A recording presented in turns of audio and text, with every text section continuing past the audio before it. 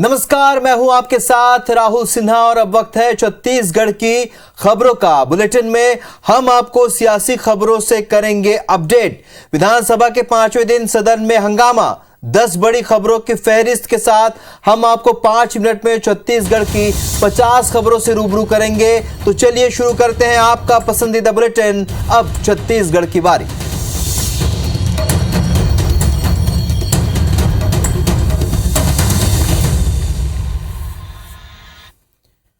तो छत्तीसगढ़ विधानसभा सत्र का आज 5वां दिन था। सदन में कई अहम विषयों पर चर्चा हुई, तो वहीं विपक्ष ने सूबे की भूपेश सरकार पर भ्रष्टाचार के आरोप लगाए।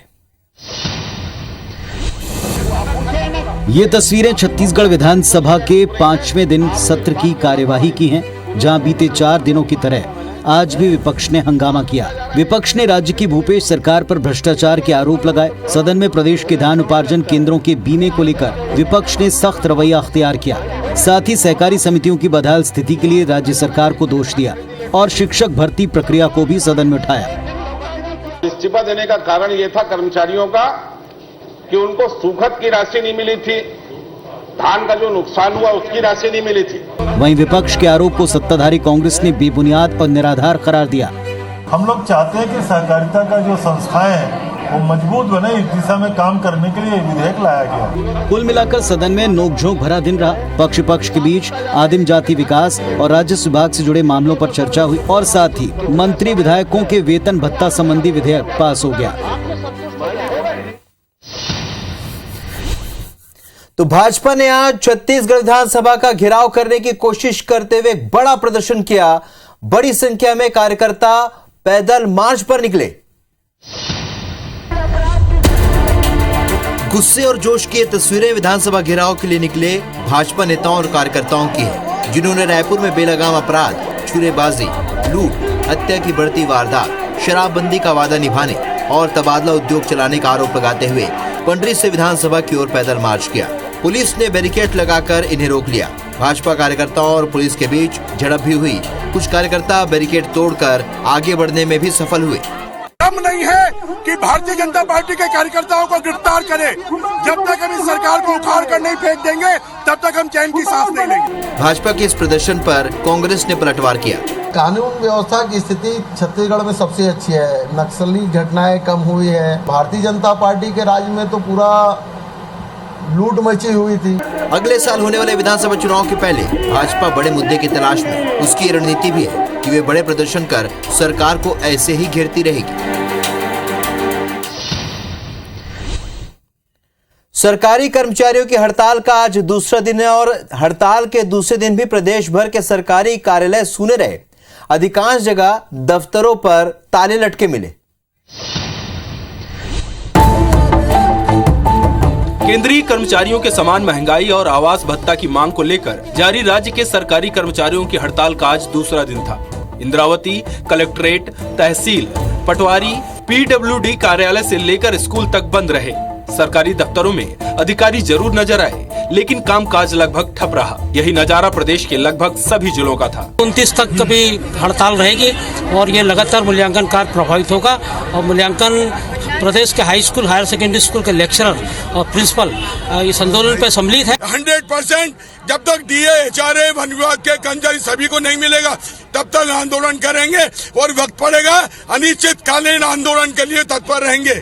राजधानी के अधिकांश कर्मचारियों ने बूढ़ा तालाब धरना स्थल पर धरना दिया। उन्होंने कहा कि इस बार 5 दिनों का सामूहिक अवकाश लेकर आंदोलन किया जा रहा है, लेकिन मांग नहीं मानी गई तो अगस्त महीने में अनिश्चितकालीन आंदोलन का भी ऐलान किया जा सकता है। गौरेला पेंड्रा मरवाही को जिला बने 2 साल से ज्यादा का वक्त हो चुका है, लेकिन शासकीय जमीन के अवैध प्लॉटिंग का सिलसिला थमने का नाम नहीं ले रहा है। जिले में जमीन माफिया के हौसले भी बुलंद हैं।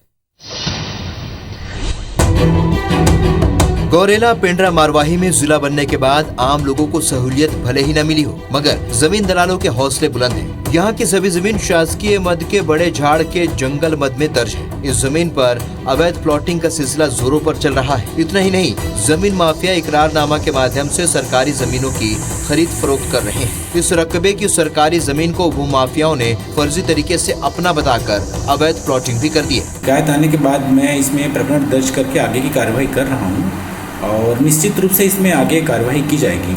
राजस्व मंत्री, जो कि जिले के प्रभारी मंत्री भी हैं, वो शिकायत नहीं मिलने की बात कह रहे हैं। किसी प्रकार से कोई गलत कब्जा हुआ है, मेरे को लिख के दे दीजिए, दिलवा दीजिए किसी से, मैं भी जांच का आदेश करूँ। मेरा कोई शिकायत देगा तो मैं उसमें आदेश करूँगा। प्रशासन को चाहिए कि इस गंभीर मसले पर तत्काल प्रभाव से कार्रवाई करते हुए शासकीय जमीनों से अवैध कब्जे के निर्माण को हटवाए, ताकि आगामी समय में शासकीय मद की भूमि बच सके। दंतेवाड़ा में नारी निकेतन में रहने वाली महिलाओं ने अधीक्षिका और प्यून पर प्रताड़ित करने का आरोप लगाया है। सवाल है, ऐसे में महिला कहां सुरक्षित है? दंतेवाड़ा के नारी निकेतन संस्था में अनाथ, अविवाहित, विधवा, प्रताड़ित और बेसहारा महिलाओं को कर्मचारियों द्वारा प्रताड़ित किया जा रहा है। संस्था की महिलाओं ने अधीक्षिका कल्पना रथ और भृत्य कालेंद्री यदु पर प्रताड़ना का आरोप लगाया है। महिलाओं ने एक वीडियो बनाकर शेयर किया। संस्था के प्यून कालेंद्री यदु एक महिला से संस्था में ही कुर्सी में बैठे अपने पैरों की मालिश करवा रही हैं। इसका वीडियो संस्था में रहने वाली एक महिला ने बनाकर शेयर कर दिया। इस नारी निकेतन में 12 महिलाएं रहती हैं। अधीक्षक आगला खाना आना नहीं दे और मारपीट करते, पैर में खून थे, गला मसाक। इधर इस वायरल वीडियो के सामने आने के बाद कलेक्टर ने जांच कर उचित कार्रवाई का भरोसा दिया है। कहा है कि इसके मामले की जो है तत्काल रूप से जो इसमें परीक्षण करें क्या विषय है, और यदि कोई निश्चित रूप से दोषी पाया जाएगा जो नियमतः जो है कार्रवाई हम लोग करेंगे। सवाल यही उठता है कि बार बार शिकायत आने के बाद भी सख्त कार्रवाई क्यों नहीं की जा रही है। शिक्षा अधिकारी का कमरा, वो भी कबाड़ की तरह। जी हां, विश्वास करना मुश्किल है पर यही सच है। अधिकारी का यह कमरा अपनी कहानी खुद बयां कर रहा है। देखिए इस रिपोर्ट में। देखिए कमरा, एक छोटे से कमरे में छत से जगह जगह गिरता पानी, दीवारों पर लगे बिजली के स्विच, ऊपर से बहती पानी की धार, बाल्टी लगाकर पानी को बहने से रोकने का प्रयास, अतिथियों की कुर्सियों पर कभी तेज कभी धीरे गिरता पानी का झरना। सीलन भरे कमरे में टूटती सीलिंग वाला ये ऑफिस किसी छोटे मोटे कर्मचारी का नहीं, बल्कि महासमुंद जिले के जिला शिक्षा अधिकारी का है, जहां बैठकर जिले के कुल 1955 प्राइमरी से लेकर हायर सेकेंडरी स्कूलों का प्रबंधन इसी कमरे से होता है। बहुत सारे दस्तावेज खराब हो गए हैं पानी के कारण। पिछले साल खराब हुआ होगा। जब मैं आई हूँ तो देखी हूँ कई जगहों पर अलमारी में रखे हुए अंदर पुस्तकें हैं, वो भी खराब हो गई थी। सबको निकलवा के मैं सबको धूप में सुखवाई थी। इस कार्यालय के अन्य अधिकारी और कर्मचारी भी जान जोखिम में डालकर ड्यूटी करने को मजबूर है। वहीं ढेरों शासकीय कंप्यूटर और फाइलों की सुरक्षा भी बड़ी चुनौती बनी हुई है। बिलासपुर में बढ़ रहे कैंसर के मरीजों की संख्या से स्वास्थ्य विभाग परेशान है। पिछले 2 साल में कैंसर मरीजों की संख्या 3 गुना तक बढ़ चुकी है, जिसमें मुंह और गले के कैंसर के मरीज सबसे ज्यादा सामने आ रहे हैं। बिलासपुर में लगातार कैंसर के मरीजों की संख्या बढ़ती जा रही है। पिछले 2 साल में कैंसर मरीजों की संख्या कई गुना बढ़ चुकी है।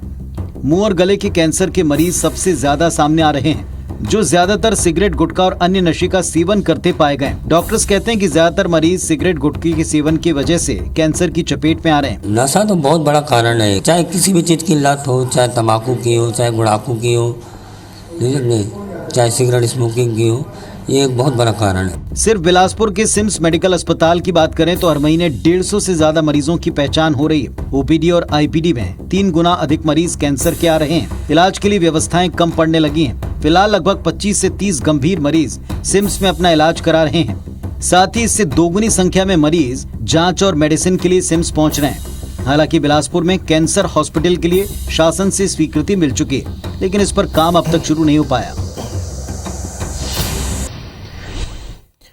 अंबिकापुर में वन विभाग 10 चीतल को रेस्क्यू करके लाया था और 2 साल बाद इनकी संख्या 100 हो गई। अब वन विभाग इनको संभालने में असफल दिखाई दे रहा है। करीब 100 की संख्या में इधर उधर घूम रहे ये वो चीतल है जिन्होंने वन विभाग की मुश्किलें बढ़ा दी हैं। वन विभाग न तो इन्हें ठीक से चारा उपलब्ध करा पा रहा है और न ही इनके लिए पर्याप्त रहने की व्यवस्था है और न ही इनके इलाज का समुचित इंतजाम। दरअसल बड़ी संख्या में नजर आ रही ये चीतल किसी रिजर्व फॉरेस्ट एरिया या जंगल में नहीं बल्कि सरगुजा जिले के वन विभाग के द्वारा संचालित किए जा रहे संजय पार्क में। साल 2000 में रेस्क्यू करके करीब 10 चीतलों को यहाँ लाया गया था, मगर अब इनकी संख्या 100 के करीब पहुँच गई है। जो भी वाइल्ड लाइफ हमारा इंजर्ड मिलता है जंगलों में, उसको रेस्क्यू करके हम लोग लाते हैं संजय पार्क में। इसके लिए पहले भी वन विभाग ने प्रयास किए पर उसको सफलता नहीं मिल पाई। जो भी राष्ट्रीय उद्यान है या फिर सेंचुरीज हैं, उसमें इनको ट्रांसलोकेट करने की योजना बना रहे हैं, उसी ओर हम लोग कार्य कर रहे हैं। ऐसे में देखना होगा कि आखिरकार इस ओर कब तक पहल हो पाती है और इन चीतलों को अपना जंगल नसीब हो पाता है। अपने लिए जिए तो क्या जिए, तू जी ए दिल जमाने के लिए। निस्वार्थ भाव से मदद का एक मामला कवर्धा से सामने आया। इससे लगता है कहीं ना कहीं मानवता समाज में आज भी कायम है। कहते हैं मानवता से बढ़कर कोई दूसरी सेवा नहीं, बेसहारा की मदद से बढ़कर कोई दूसरी मदद नहीं। ऐसी ही मिसाल पेश की है कबीरधाम जिले के युवकों ने। कवर्धा की बेजुबा सेवा समिति के युवकों को जब पता चला कि एक खंडहर में बुजुर्ग महिला कई दिनों से बीमार है और कोई आगे नहीं आया, तो समिति के सदस्यों ने देर रात 9 बजे मौके पर पहुंचकर देखा कि बुजुर्ग के शरीर से बदबू आ रही थी और वो दर्द से तड़प रही थी। तो सदस्यों ने बिना देर किए 108 एम्बुलेंस की मदद से बुजुर्ग को अस्पताल पहुंचाया। सूचना मिला कि ये अस्वस्थ पड़ी हुई है, तो हम वहां के स्वास्थ्य विभाग में एडमिट कराए थे, लेकिन रक्त की कमी होने के कारण यहाँ लाया गया। युवकों ने न सिर्फ इलाज कराया बल्कि रक्तदान भी किया, खाने पीने का इंतजाम किया और अब वृद्धाश्रम भेजने का इंतजाम भी कर रहे हैं। इस घटना से सवाल ये भी उठता है कि आखिर कुछ लोग ही क्यों दूसरों के लिए आगे आते हैं? सभी में ये मानवता की भावना क्यों खत्म हो गई है? बलरामपुर के रामानुजगंज की महिलाएं हौसले और हिम्मत की मिसाल पेश कर रही हैं। यही वजह है कि अब हर कोई उनकी तारीफ कर रहा है। बलरामपुर के रामानुजगंज की महिलाएं अपने साथ दूसरी महिलाओं को भी आर्थिक रूप से मजबूत बना रही हैं। प्रगति वन महिला स्वयं सहायता समूह की पहल ने अब महिलाओं को आत्मनिर्भर होकर जीना सिखा दिया है। उन्हें डोर टू डोर कचरा कलेक्शन के कार्य से जोड़ा और उन्हें ई रिक्शा दिया गया। अब एक कदम आगे बढ़ते हुए महिलाओं ने ई रिक्शा के बाद ट्रैक्टर और छोटा हाथी चलाना शुरू कर दिया है। वार्ड से घर घर से कचरा उठाकर ट्रैक्टर में सेंटर मिल रहा है। 5 महीने से हम लोग ट्रैक्टर चला रहे हैं। हमारे समूह के महिलाएं सशक्त हो रहे हैं कि कम से कम अपने आप में घर चला ले रही हैं। महिलाओं के हौसले की तारीफ करते हुए नगर पंचायत के अध्यक्ष रमन अग्रवाल ने कहा कि महिलाओं को सशक्त बनाने के लिए राज्य सरकार, केंद्र सरकार कई योजनाएं चला रही है। और हम सभी नगर पंचायत के साथी लोग, हमारे अधिकारी कर्मचारी, पार्षदगण, हम लगातार महिलाओं को उत्साहवर्धन के लिए प्रयासरत हैं। इनकी हिम्मत और हौसले को देखकर लोग भी इनकी जमकर तारीफ कर रहे हैं।